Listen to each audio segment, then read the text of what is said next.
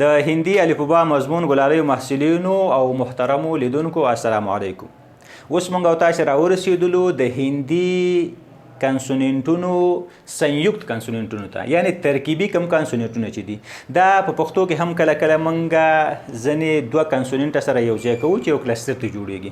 په هندي ژبه کې 15 سنیوکت اکشر یا ترکیبي توري دي چې دا په کلمو کې کاریږي. د دې نه علاوه نور هم کېدای شي چې دوه دانې کنسوننټونه سره یو ځای شي، خو دا داسې کنسوننټونه دي، یو ځای کنسوننټونه دي چې دوی مخکې یو ځانګړی شکل ځان ته لري.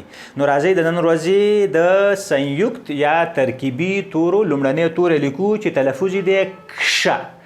کاپ چې دی ساکن دی، ورسره ش یو ځای شوې ده او د ش اواز دی. نو څنګه تلفظ کېږي؟ کشه. څنګه یې لیکو؟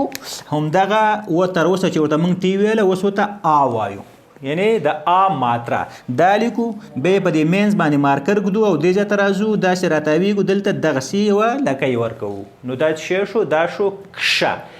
کاپ ودرېږي او ش ورسره یو ځای کېږي او په ش کې چې کوم آ اواز دی د هغې په واسطه باندې د خولې نه راوځي. نو څنګه تلفظ کېږي؟ کشه. کشه. څنګه مو ولیکه؟ دلته مو آ ولیکه، دلته مو مارکر کېښوسته داسې راغلو او دلته مو داسې راتاو. نو دا څه شو؟ دا کشه شو. دا چې دی دا د هندي ژبې د کا او ش نه جوړ دی. د چی نه جوړ دی؟ د دې کا نه. دې کا لاندې موږ دلته دې ته هلند وایي، دغه زیر غونډه کې چې دی سرچپه دې ته په هندي کې هلند وایي. کله چې دا د یوې توري لاندې راشي، د یو کنسوننټ توري لاندې راځي، نو دا په دې معنی چې په دې کې د ا اواز نشته، نو دې کې یوازې دغه کاپ ساکن پاتې دی چې د خولې نه راوځي. دا د یو واویل په مرسته موږ او تاسو د خولې نه راوباسو. د هندي ژبې ټول کنسوننټونه چې دي دا د ا واویل په مرسته باندې د خولې نه راوځي. نو دلته دا د دې معنی لري چې دا یوازې دغه کا ساکن توری دی، بل واویل سره نشته.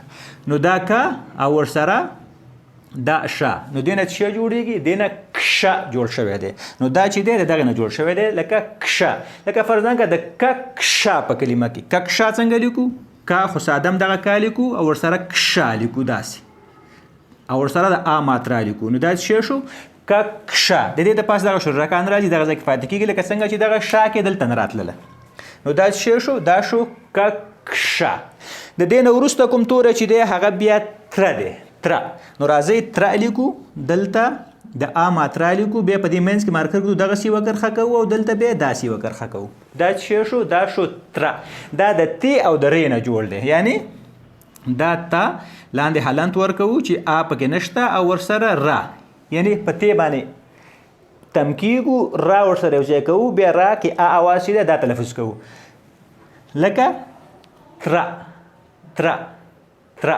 لکه فرضاً که د ماتره په کلمه کې ما تره میم مو ولیکه، ورسره د آ ماترا مو ولیکله او تره، یعنی ماتره ماتره.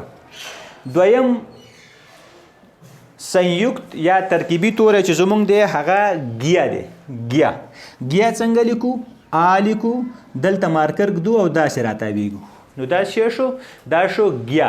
دا د ګاپ او یا نه جوړ دی، یعنی دا ګاپ حلنت ورکوو پلس یا ګیا.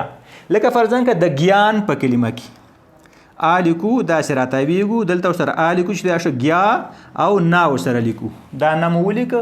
نو څه شو؟ ګیان. ګیان یعنی پوهه. ګیان. څنګه تلفظ کېږي؟ ګیا. د څه شي نه جوړ دی؟ د ګاپ آواز پکې نشته، یوازې کا ساکن او یا ورسره. د دې یا چې د ګاپ سره یو ځای شي او په دې یا کې د ا اواز په واسطه باندې خولې نه راوځي، نو څنګه کېږي؟ ګیا. ګیا.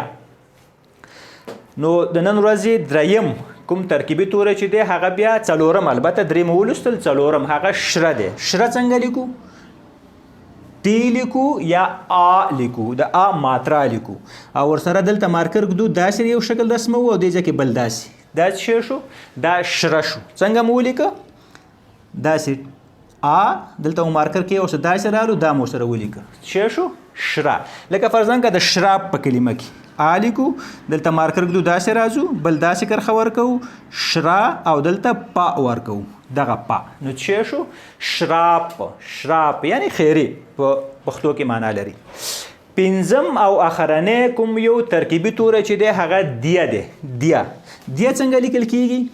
دلته دا آ رسمو، بیا دې ځای کې مارکر ږدو، ښکته راځو، داسې یو شکل رسمو، داسې دا څه شو دا دیه شو دغه د دیه شکل چې کوم دی د غ سره لږ ورته دی خو غ دلته پاس ډایرکټ لګېدلی دی او دیه چې دی دلته پاس نه لږ کرکه راښکته شوې ده نو دا دیه دی لکه فرضاً که د ویدیا په کلمه کې ویدیا ولیکو د ای ماتره تاسو تر اوسه نه لوستې نو دلته د آی غږ ورکوو د آی شکل ورکوو د انګلیسي ویدیا او دلته بیا دیا لیکو آ ورکوو نو ویدیا یعنی پوهه یا علم ویدیا نو دغه 15 دانې په هندي کنسوننټونو کې کوم کنسوننټونه دي ترکیبي چې په هندي کې ورته संयुक्त اکشر وایي نو څه شو کشا ترا ګیا شرا او دیا په دې هیله چې ستاسې به دا هم زده شوي په دې سره زموږ د هندي ژبې واویلونه او کنسوننټونه ټول پای ته ورسېدل